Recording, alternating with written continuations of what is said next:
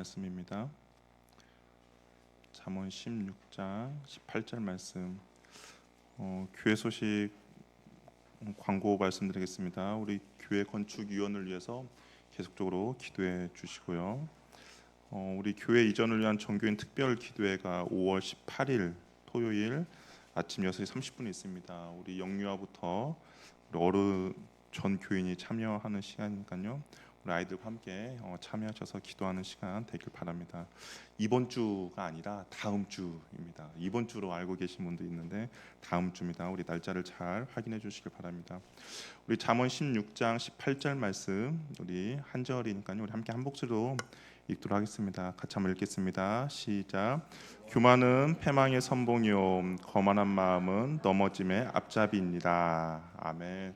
우리 옆에 분과 인사 나눌게요. 잘 나오셨습니다. 예, 잘 나오셨습니다. 우리 이제 한 7주에 걸쳐서 죽음에 이르는 죄에 대해서 말씀을 좀 한번 나누려고 합니다. 우리 생소한 용어죠. 죽음에 이르는 죄가 뭔가. 아니, 우리의 죄는 이미 예수님으로 인하여서 십자가에 다 속죄를 받았는데 죽음에 이르는 죄가 또 있는가라는 생각을 하시는 분들도 있을 것입니다. 그런데 이 죽음에 이르는 죄가 경건하게 살고자 하는 그리스도인들이 하나님의 영광을 가리고 예수님과 동행함에 있어서 방해하는 죄의 목록들이라고 할 수가 있는 것이죠. 그러니까 죽음에 이른다는 것이 이 땅을 살아가면서 주님과의 멀어지게 만드는 그런 죄들의 목록이라고 할 수가 있습니다. 경건한 그리스도인들은 외적인 죄에서는 어느 정도 거리를 두며 생활을 합니다. 그렇죠? 우리가 뭐 외적으로 이렇게 죄를 짓는 분들은 거의 없어요. 이제 주님 앞에서 내가 어떤 죄인 일을 깨닫고 그러면 외적인 죄보다는 어떤 죄들이 우리를 괴롭힙니까? 마음으로부터 올라오는 죄가 끊임없이 우리가 그냥 싸우게 되는 것이죠. 우리의 성화의 과정을 거치는 것도 결국에는 우리의 외적인 행동이 아니라 우리의 마음의 죄로와 끊임없이 싸우는 그런 일들이 벌어지게 됩니다. 그래서 교회 역사에서 이러한 죄의 목록들을 나름대로 이렇게 만들었어요. 그랬더니 어떤 죄들이 있었냐면 교만과 시기, 탐욕, 탐식, 분노, 정욕, 나태, 허영, 우울 등이 이제 주님과의 동행함에 있어서 많은 장애물들, 그리고 하나님의 자녀로 살아감에 있어서 그런 장애물들의 죄가 있다라고 이야기를 하고 있습니다. 여기에 뭐 몇 가지 더 추가가 될 수도 있겠죠. 사람에 따라서 몇 가지 더 추가가 될 수 있는데, 근데 이 큰 범주는 크게 벗어나지 않는다라는 거죠. 그래서 저와 여러분들은 죽음에 이르는 죄에 대해서 7주간 7개의 죄를 한번 다뤄보려고 하는데요. 교만과 시기, 분노, 나태, 탐욕, 탐식, 정욕을 한번 7주간에 걸쳐서 한 주에 하나씩 한번 다루어 보려고 합니다. 근데 이들의 죄들은 본의 아니게 짓는 죄들이에요. 그러니까 내가 이것을 지어야겠구나라고 하면서 지어지는 것이 아니라 신앙생활을 하면서 우리 일상의 삶에서 나도 어쩔 수 없이 그냥 본의 아니게 짓는 죄들입니다. 뭐 우리가 통제할 수 없는 죄의 목록이라고 할 수가 있는 것이죠.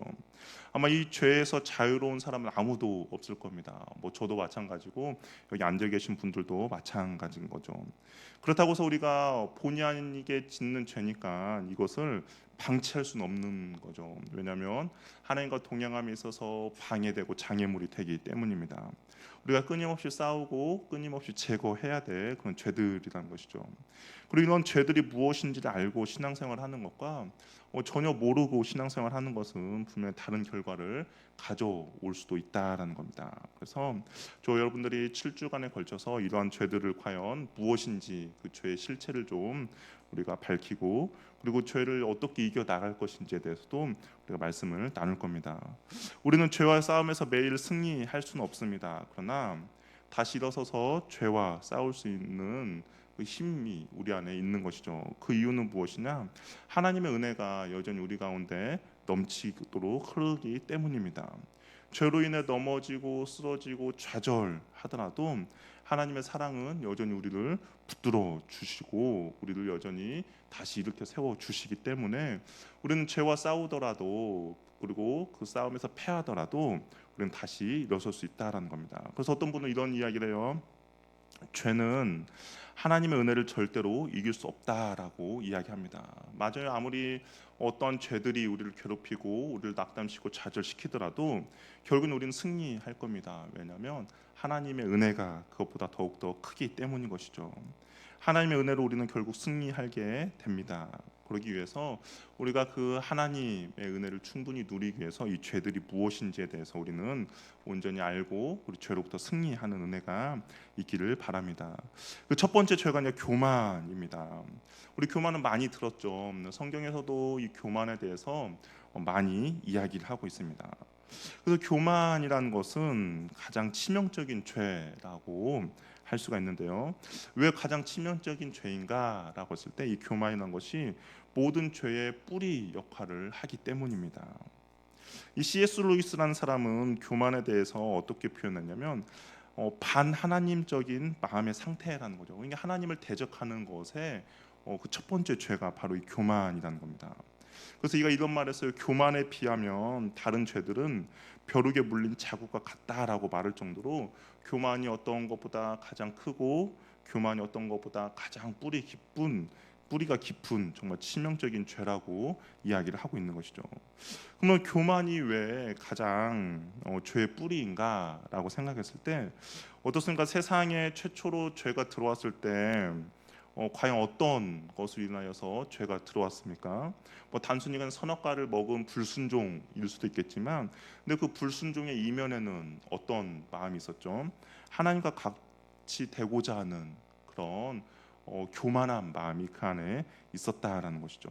그래서 죄의 시작이고 그리고 마지막까지 뿌리가 뽑히지 않을 죄가 바로 이 교만이라고 이야기를 하고 있습니다. 예전에 이제 경건한 수도사들, 정말 주님 앞에 올바로 살고자 하는 수도사들이 수도원에 들어가서 여러 가지 이제 고행과 여러 가지 훈련을 하죠. 그러니까 하나님 앞에 정말 경건하고 정결하게 살고자 수도사들이 금식을 하면서 이 탐식을 이겨냅니다. 그리고 당연히 이제 고립된 생활을 하니까 음욕과 정욕도 피하게 되는 것이죠. 그리고 뭐 수도원에서 뭐 얼마나 많은 걸 갖겠습니까? 탐욕도 이겨냅니다. 또 열심히 일을 해서 나태도 극복을 하는 거죠. 좀 하나씩 하나씩 악한 생각들과 싸움을 이겨 나갑니다. 그런데 이들에게 끝까지 남아 있는 한 가지, 끈질기게 괴롭히고 교묘하게 은밀하게 죄를 짓게 만드는 것이 있는데 그것이 바로 무엇이냐? 바로 교만함이라고 하는 것이죠. 금식도 하고 물질도 내려놓고 음욕도 물리치고 노동도 성실하게 합니다. 그러면 이 마음 가운데 어떤 마음이 들까요? 너 참 대단하다라는 마음이 드는 것이죠. 너 같은 사람이 어디에 있어라는 마음이 이 마음 가운데서 슬금슬금 올라온다라는 것이죠. 역시 너는 저기 있는 사람들과 달라라고 합니다. 쟤보다 네가 더 훌륭하고 더 경건하지라는 마음이 이 마음 가운데서 슬며시 올라오는데 그것이 바로 교만이라는 것이죠. 정말 탐심과 음욕과 분노와 나태의 모든 죄를 다 이겨냈음에도 불구하고 이겨내면 낼수록 더욱더 강하게 올라오는 것이 바로 이 교만함이라고 이야기를 하고 있는 것이죠. 이러한 교만은 죄의 뿌리, 죄들의 모든 뿌리에 해당되기 때문입니다. 이 교만으로 인해서 결국에는 예수님의 십자가에 달려 돌아가서 죽게 된 원인도 바로 이 교만함이죠. 왜냐하면 아담이 죄를 짓지 않았다면, 아담의 마음 가운데 하나님과 같이 되고자 하는 그 죄가 들어오지 않았다면 예수님도 십자가에 달려서 돌아가실 필요가 없었겠죠. 그러나 이 교만으로 인해서 결국에는 예수님 십자가에 달려 죽게 됐다라는 겁니다. 하나님처럼 되고자 하는 마음인 것이죠. 눈이 밝아져 선악을 알게 해서 그 뱀의 유혹 가운데 넘어진 결정적인 이유가 바로 교만한 그 마음 때문이라고 성경은 이야기를 하고 있는 것이죠. 그래서 성경은 교만을 그냥 단순히 자기를 높이는 어떤 죄로 보는 것이 아니라 하나님을 떠나 스스로 하나님이 되고자 하는 정말 삶의 주인으로 살아가고자 하는 그런 태도임을 성경은 말하고 있다라는 겁니다. 하나님의 통치를 거부하는 거죠. 스스로 하나님이 되고자 하는 마음 때문입니다. 성경은 교만한 자를 그래서 가만히 내버려 두지 않는다라는 것이죠. 창세기를 보면 이 교만함이 나타나는 한 사건이 있습니다. 시날 평지에서 바벨탑을 쌓아갔던 인간의 모습도 결국에는 교만함 때문에 벌어진 일이다라는 것이죠. 사람들이 모여 살면서 문명을 이루며 힘쓰면서 살아가고 있습니다. 근데 이들이 이제 어느 정도 힘이 강성해지자 이런 말을 하죠. 우리의 이름을 대고 온 지면에 흩어짐을 면하자라고 이야기를 합니다.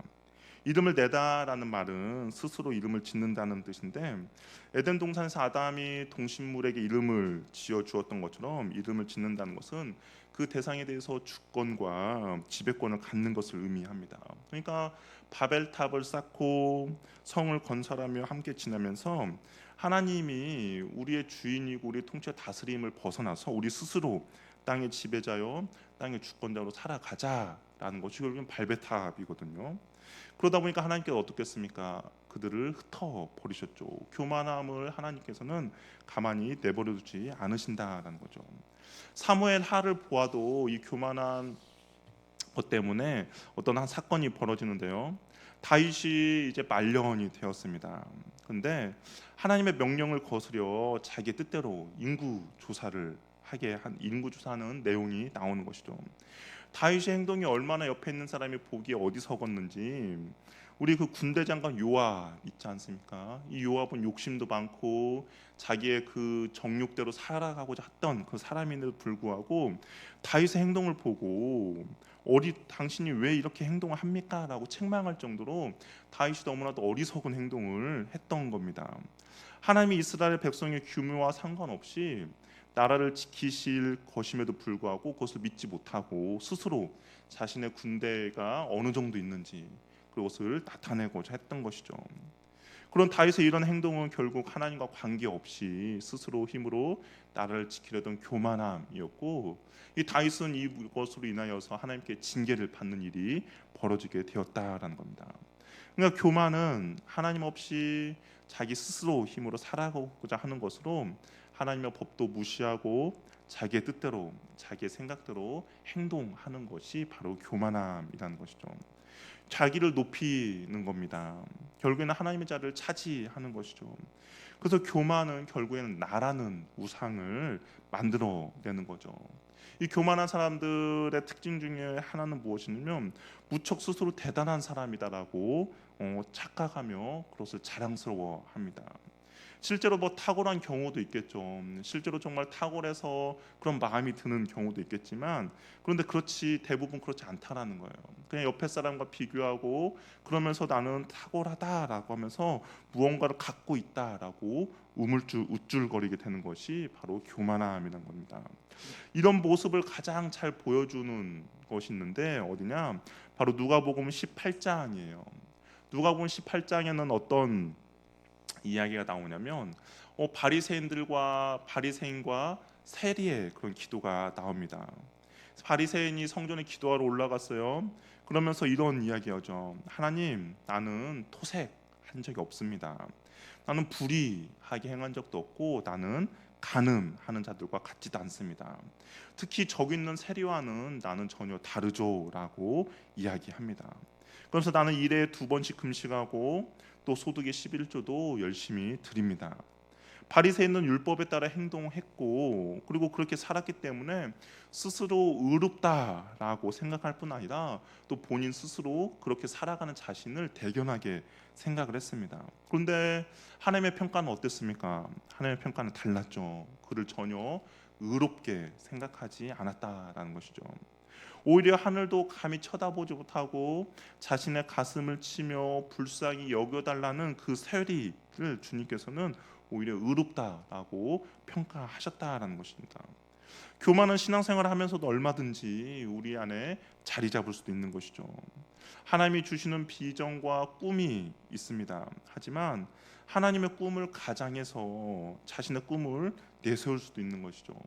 하나님의 나라와 열방을 섬긴다는 명분으로 자신의 욕망을 정말 아름답게 포장하고 그 아름답게 포장한 것을 가지고 사람들한테 칭찬과 인정을 받고자 하는 마음, 높아지고 싶어하는 마음이 그 교만한 마음이 있을 수도 있다라는 겁니다. 희한하죠. 하나님의 일을 하는데 하나님의 사역을 함에도 그런 마음이 생길 수도 있다라는 것이죠. 그렇게 선행과 사역이라는 명분으로 교만의 자가 우리의 삶 가운데 은밀히 뿌리내지 못하도록 우리는 날마다 성령의 빛과 말씀의 거울에 비추어서 우리는 날마다 면밀히 우리 자신을 살펴봐야 한다라는 겁니다. 정말 자칫 잘못하면 하나님의 일이라는 것으로 아름답게 포장되어서 선의로 포장되어서 교만함이 우리들 마음 가운데 뿌리낼 수 있기 때문인 것이죠. 교만이 우리의 마음 가운데 자리를 잡으면 과연 우리들 가운데 어떤 일이 일어나는가? 우리 신명기 8장 14절 말씀 같이 한번 읽어보도록 하겠습니다. 같이 한번 읽겠습니다. 시작.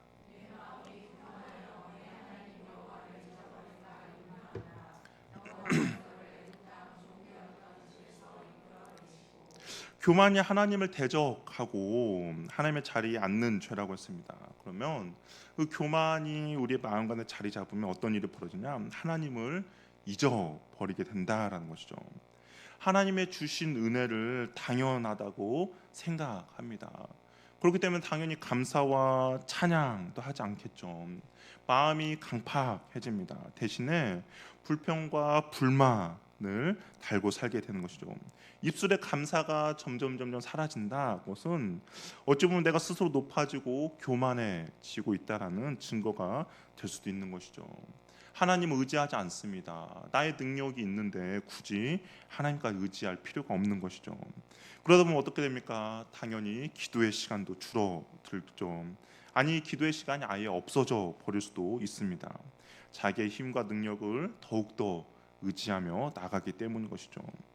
또한 이 교만이 이 공동체 가운데 있으면 어떤 일이 벌어지냐면 이 교만이라는 것은 자신뿐만 아니라 내가 속해 있는 공동체에도 영향을 미치게 되는데요. 교만한 사람은 타인의 의견을 존중하거나 경청하지 않는다라는 겁니다. 자신의 판단이 언제나 옳은 거죠. 왜냐하면 나는 그 여기 있는 사람들보다 더욱더 뛰어나기 때문입니다. 더 합리적이고 더 의롭고 더욱더 도덕적이라는 생각이 드는 것이죠. 다른 사람의 견해를 들을 필요가 없어집니다. 혹 듣더라도 진심이 아니라 그저 예의상 듣는 신용만 하게 되는 것이죠. 대신에 상대방을 향해 참지 못하고 가르치며 비판의 날을 세우게 됩니다. 말로는 하지 않더라도 마음과 눈길로 무시해버림으로 상처를 주게 되는 것이죠. 자신의 옳음을 끝까지 고집하게 됩니다. 그러면 결국 타인을 무시하고 차별하는 것이죠. 이것이 점점 심해지면 자기와 의견이 다른 사람의 의견이 다름이 아니라 틀림으로 규정하고 비난하게 됩니다. 또한 그렇다면 당연히 권위나 질서에도 순종하지 않는 그런 결과를 갖고 오게 되는 거죠. 자기 생각이 더욱더 옳다라고 느껴지기 때문에 높은 권위에서 오는 정당한 지도나 통치를 무시하고 때로는 거부하게 됩니다. 이처럼 교만한 사람이 공동체에 있게 되면 공동체의 결속력이 약해지고요, 관계가 냉랭해지고 분열이 일어나게 됩니다. 제가 이제 그 주변에 교회가 어려움을 겪고 있는 교회 이야기를 이게 종종 들어보면 교회가 왜 어려움에 빠졌을까라면 그럼 그 안에 교만함이 자리 잡고 있는 것을 보게 됩니다. 어떤 분이 갑자기 기도하다가 어떤 은사가 이제 열리게 되었어요. 은사가 열리면 얼마나 좋습니까? 성경에도 그 은사가 교회 덕을 세우는데 사용되면 너무나도 좋은 것이죠. 그런데 은사가 열리다 보니까 어떤 마음이 그 사람 마음 가운데 스물스물 올라오게 될까요? 교만한 마음이죠. 나는 이런 영적인 것을 가지고 있어라는 교만한 마음이 스물스물 올라오게 됩니다. 그러면서 이제 다른 사람들을 정죄하고 판단하게 되는 것이죠. 그러면서 교회에 대한 질서와 교회에 대한 권위도 무시하고 나는 이런 은사가 있기 때문에 오히려 그 권위와 질서 있는 당신들도 내 말을 들어야 한다라고 생각을 하게 됩니다. 그러면서 교회가 어려움에 처하게 되는 것이죠. 그래서 그 어려움을 인해서 교회도 쪼개지고 또 교회가 분열이 일어나는 일들을 종종 듣게 됩니다. 그러면 과연 우리는 이 교만함을 과연 어떻게 싸워서 이길 수가 있을까?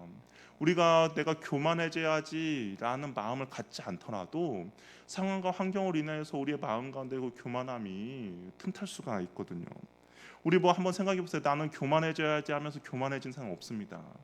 그냥 생활을 하다 보니까 문득문득 그런 것이 내 마음 가운데 자리를 잡게 되고 문득문득 그런 것이 나를 높아지게 만들고 그리고 그것으로 인하여서 내가 교만해지는 것이죠. 그렇다면 우리는 과연 이 교만한 거 어떻게 날마다 싸울 수 있을까? 우선 내 존재가 어떤 존재인지를 우리는 알아야 한다는 거죠. 이게 내 자신이 어떤 존재인지를 우리는 알아야 합니다. 사람이 자기를 높이는 이유 중에 하나는 내 자신의 참된 모습이 무엇인지를 인식하지 못하기 때문에 나를 스스로 높게 평가하는 겁니다. 이 칼빈이라는 사람이 이렇게 말했어요. 왜 자신을 제대로 인식하지 못하는가에 대해서 스스로 자신이 의롭다 생각을 하기 때문이다라는 거죠. 그러니까 나는 의로워, 나는 정말로 잘하고 있어라고 생각하기 때문이다라고 말하고, 또 한 가지는 세상에 오염된 도덕적 기준으로 자신을 판단하기 때문이다라고 이야기합니다. 이게 세상의 기준으로 나를 보는 거예요. 그런데 이 세상의 기준이 절대적인 기준이 아니잖아요. 세상의 기준이 그냥 사람들의 말하고 있는 어떤 절대적인 가치적인 기준이 아니라 그냥 서로에 의해서, 상대방에 의해서 형성되는 그런 기준이라는 겁니다.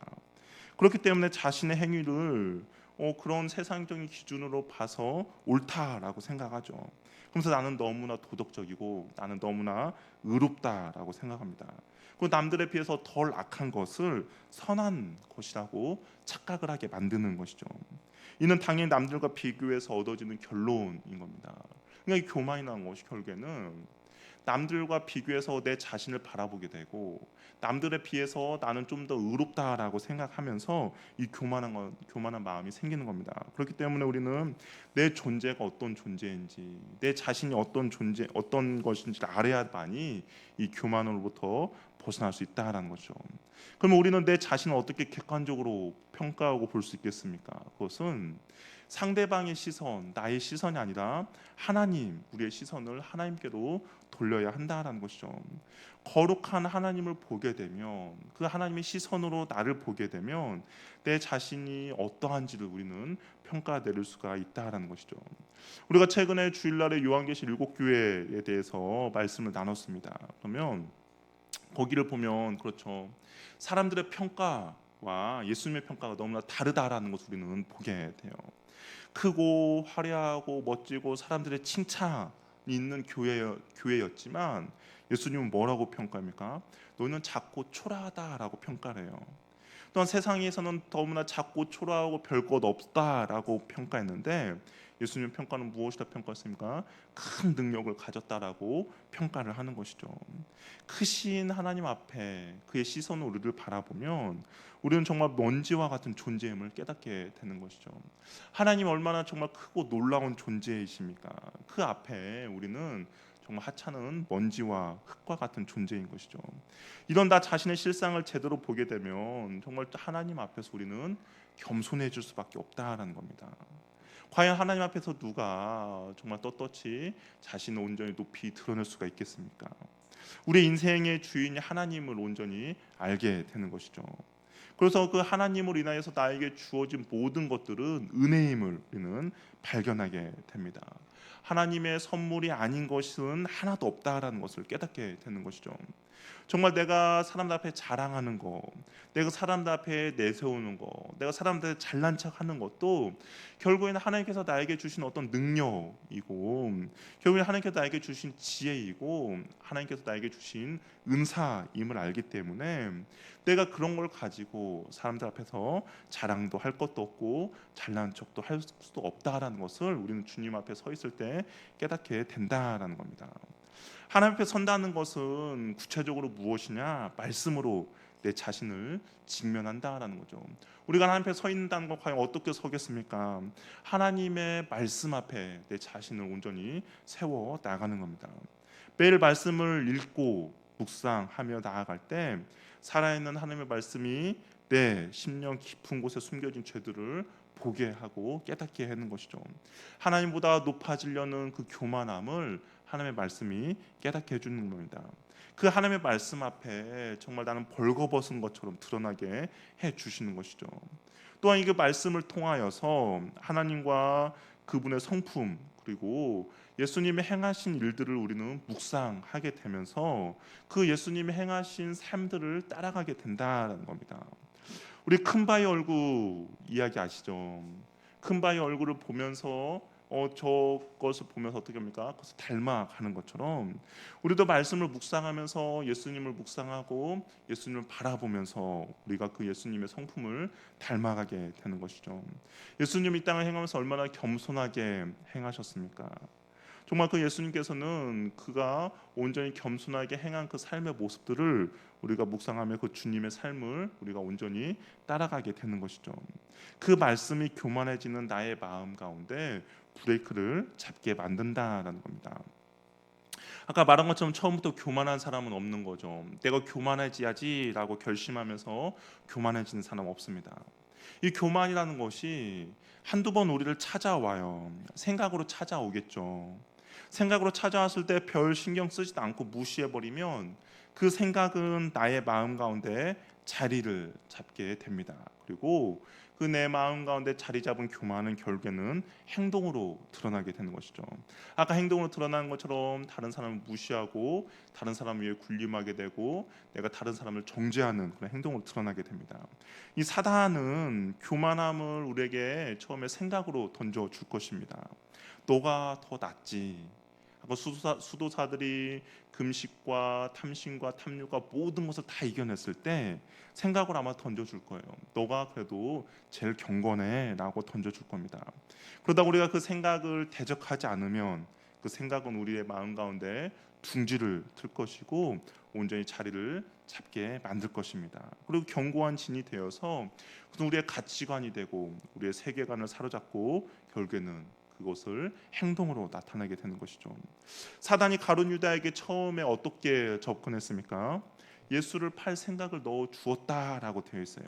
근데 가룟 유다가 그 생각을 넣어 줬는데 그 생각을 가만히 품었던 것이죠. 그때 생각을 품었더니 어떻게 됩니까? 결국 예수를 파는 제자가 되었습니다.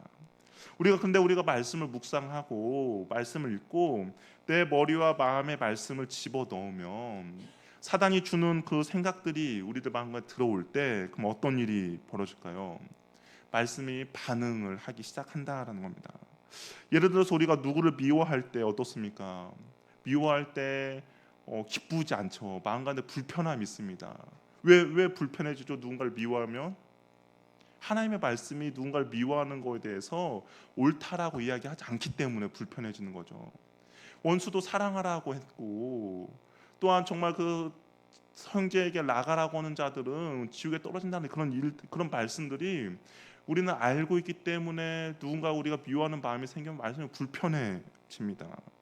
우리가 하나님의 말씀을 읽고 묵상하고 말씀을 우리의 생각과 마음 가운데 집어넣었을 때 동일한 일이 벌어지는 것이죠. 교만한 생각이 나에게 들어오면 어떻게 될까요? 불편한 마음이 드는 거죠. 이 말씀이 우리들에게 경고를 해 줄 겁니다. 그러면 이 말씀이 우리에게 경고를 해주면 우리는 어떻게 합니까? 그 생각으로 우리는 밀어낼 수가 있는 것이죠. 생각을 쫓아낼 수가 있다라는 겁니다. 이 생각이 좋은 것이 아님을 알기에 생각을 떨쳐내고자 노력을 하는 것이죠. 이 생각이 하나님이 기뻐하는 것이 아님을 우리는 직감하기 때문에 그 생각을 우리의 마음 가운데 품지 않는다라는 겁니다. 그럼에도 불구하고 생각이 떠나지 않고 생각이 계속적으로 우리에게 자리를 잡으려고 하면 어떻게 합니까? 여러분 어떻게 하십니까? 그럴 때는 더 기도하죠. 나의 힘과 나의 능력으로 안 되니까 성령님의 힘으로 이겨낼 수 있게 달라고 기도합니다. 내 마음에 들었던 생각과 반대 정신으로 나아가는 것이죠. 미워하는 사람을 위해서 오히려 축복해 줍니다. 그리고 시기와 질투하는 마음 가운데 오히려 더 축복하며 하나님의 그 반대 정신으로 나가게 되는 것이죠. 생각이 자리 잡지 못하게 말씀이 우리 가운데 반응하게 되고 그리고 우리는 또한 그 말씀 가운데 반응하며 나가게 된다라는 겁니다. 죄에 대해 말씀이 반응할 수 있도록 우리는 날마다 주님 앞에 우리 자신을 내어 놓아야 하는 것이죠. 말씀을 읽고 말씀을 듣고 말씀을 암송하며 묵상해야 한다라는 겁니다. 그래야 말씀 속에 우리의 마음 속에 갑자기 찾아오는 그 교만한 생각들을 우리는 멀리 떨쳐버릴 수가 있다라는 것이죠. 여러분들 이제 교만에 대해서 이렇게 들었잖아요. 그럼 여러분 마음 가운데 또 일상을 생활하다 보면 교만한 마음이 찾아오겠죠. 그러면 이제 어떻게 해야 되는 방법을 아시잖아요. 아, 이것은 하나님이 기뻐하는 생각이 아니, 하나님이 기뻐하는 것이 아니구나. 그 생각이 들었다고 해서 내가 죄를 짓는 건 아니지 않습니까? 생각은 우리는 충분히 밀어낼 수가 있다라는 겁니다. 그렇기 때문에 날마다 하나님 앞에 여러분 자신들을 세워놓으시길 바랍니다. 말씀으로 여러분의 마음과 여러분 생각에 말씀을 날마다 집어넣으시길 바랍니다. 또한 예수님이 먼저 행하시고 본을 보이신 것을 본받아 우리도 삶 속에서 행동으로 우리도 그 교만한 것들을 떨쳐낼 수가 있다라는 것이죠. 삶 속에서 남을 낮게 여기고 섬김과 낮음의 자리로 나아가는 겁니다. 좀 더 겸손한 태도와 모습을 갖추는 것이죠. 자신을 좀 더 겸손히 낮추면 결국에는 하나님이 우리를 높여 주십니다. 성경을 보면 계속 이런 말씀이 있죠. 누구든지 첫째가 되고자 하면 무사람의 끝이 되며 무사람을 섬기는 자가 되어야 한다라고 이야기합니다. 또한 자기를 낮추는 자는 높아지다 가르치는 거죠. 우리 이렇게 생각할 수도 있어요. 아니, 이거 행동을 한다고 해서 그것이 과연 무슨 의미가 있습니까? 라고 생각할 수도 있습니다. 그러나 이 생각, 우리 그 행동, 우리는 생각이 앞서고 나서 그다음에 우리 행동이 따라야 된다 생각을 하지만, 그러나 생각이 행동을 낳지만 때로는 행동이 우리 의식을 변화시킬 수도 있다라는 것이죠. 내가 점점 낮고 겸손한 행동으로 나아갈 때 우리의 생각이 나의 행동을 그대로 따라올 수도 있다라는 겁니다. 계속적으로 말하는 것처럼 그런 거 있죠. 사랑하지 않지만 우리가 계속적으로 사랑한다라고 고백했을 때 결국엔 내 마음도 그 사랑의 마음의 동요가 되는 것처럼 우리 행동도 마찬가지죠. 우리 행동도 내가 겸손하고 낮아지고 섬기는 자리도 내가 계속적으로 서고자 한다면 우리의 마음도 우리 의식도 그 겸손하고 낮아짐과 섬김의 자리로 나아간다라는 겁니다. 그러면 교만해서 높아지고자 하는 마음이 아니라 정말 낮아지고 겸손한 삶이 우리의 삶 가운데 나타나게 된다라는 것이죠. 이런 겸손한 사람에게 하나님께서 주시는 보상들이 있어요. 성경을 보면 겸손한 사람 주님께서 높여주신다라고 이야기하지만, 그런데 시편에서 보니까 이 겸손한 사람에게 하나님께 주시는 보상은 무엇이냐? 바로 평안함을 준다라는 겁니다. 이게 교만한 사람은 마음 가운데 평안함이 없겠죠. 남들과 항상 비교하고 남들과 높아지고자 하는 마음들이 그 마음 가운데 여전히 계속적으로 전쟁의 마음이 일어날 수도 있겠지만, 근데 겸손한 자에게 하나님께서 주시는 보상이 평안이라고 이야기해요. 하나님을 의지하는 마음을 주고 엄마 품에 안긴 젖된 아이 같은 평안함을 허락해 주신다라고 약속하고 있습니다. 우리 시편 131편 1절 2절 말씀 같이 한번 읽어보도록 할게요. 같이 한번 읽어보겠습니다. 시작.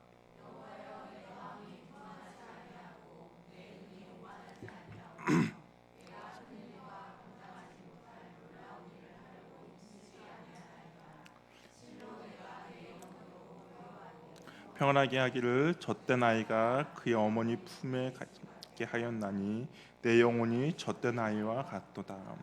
시편 기자가 뭐라고 말합니까? 내가 교만하지 아니하고 내 눈이 오만하지 않는다라고 이야기합니다. 그랬더니 내 영혼으로 고요하고 평안하게 하기를 젖된 아이가 그의 어머니 품에 안긴 것처럼 정말 평안을 허락해 준다라고 이야기를 하고 있는 것이죠.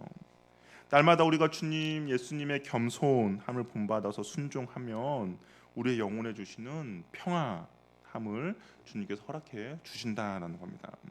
젖된 아이가 엄마 품에 안겨서 평안함을 누린다는 거 어떤 건지 아시죠? 너무 오래돼서 기억이 잘 안 나시나요? 아이가 어떤 상황과 환경 가운데서도 평안히 잠을 자고 있는 모습이라는 것이죠. 우리가 교만을 벗어나기 위해서 정말 내가 누리고 있는 이 모든 것들이 주님께 오신 것, 주님께서 나에게 허락해 주신 것을 알고 우리는 감사 찬양하며 정말 하루하루 살아가는 저와 여러분 되기를 바랍니다. 내가 갖고 있는 지혜, 내가 갖고 있는 능력, 내가 탁월하고 내가 잘나서 하나님께서 탁월하고 잘나서 얻어진 것이 아니라 하나님께서 나에게 주신 선물이라는 것이죠. 그렇기 때문에 우리가 과연 주님께서 주신 선물을 가지고 누구보다 높고 누구보다 잘났다라고 우리가 과연 어떻게 자랑할 수가 있겠습니까? 성경에서는 계속적으로 주님은 교만한 자를 낮추시고 겸손한 자를 높이신다라고 계속적으로 말씀하고 있는 것이죠. 우리가 이 말씀을 날마다 기억하여서 내 자신이 스스로 높아지고자 하는 그런 생각이 들어왔을 때 우리는 그렇다면 반대 정신으로 더욱더 겸손히 낮아지며 섬기는 자리로 나아가는 은혜가 있기를 바랍니다. 그럴 때 결국에는 주님이 우리를 높여 주실 것이고 결국 주님이 우리에게 평안함을 허락해 주실 것입니다. 이 교만함은 죄의 첫 시작이었고 정말 주님이 오시는 그날까지 우리를 계속적으로 괴롭히는 죄가 될 것입니다. 그러나 우리가 이 교만함에 우리가 내 자신을 내어주지 말고 우리가 날마다 주님 앞에 내 자신을 바로 세워서 겸손히 주님 앞에 날마다 나아가는 은혜가 저희 여러분에 있기를 바랍니다. 주님께서는 교만한 자를 분명히 싫어하신다라고 말씀하셨사오니 우리는 교만이 아니라 겸손함으로 주님 앞에 나아갈 때 주님께서 주신 은혜를 누리는 저와 여러분이 되기를 바랍니다. 이렇게 기도하겠습니다. 우리